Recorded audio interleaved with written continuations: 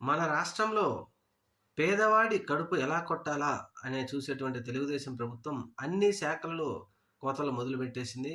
వైద్య శాఖ గాని, ఆరోగ్యశ్రీ సంబంధించి తీసేయడం గాని, అలాగే పీపీపీ ప్రైవేటు పద్ధతిని తీసుకొచ్చేసి రోడ్లు విస్తరణ చేస్తామని చెప్పడం గాని, ఇలాంటివి అన్నిట్లో పేదవాడి కడుపు కొడుతున్నటువంటి ప్రభుత్వం ఇప్పుడు రేషన్ కార్డుల మీద గూడా పడింది.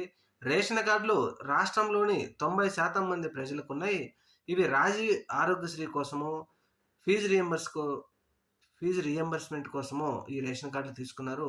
అందువలన 1,40,000 మంది ఉన్నటువంటి ఈ రేషన్ కార్డులను తీసేయాలి. మిగిలిన వాటికి మాత్రమే మనము రేషన్ కార్డులు ఇవ్వాలి. ఈ 1,40,000 మంది రేషన్ కార్డులు తీసేస్తే దగ్గరగా 90-100 కోట్లు ఖజానా మిగులుతుంది రాష్ట్ర ప్రభుత్వానికి అని చెప్పేసి చెప్పడం. రాబోయే రోజుల్లో ఈ రేషన్ కార్డులు తీసేస్తారని చెప్తున్నారు. చూద్దాం మరి మనం చెప్పినట్టుగా ఎన్ని రేషన్ కార్డులు తీసేస్తదో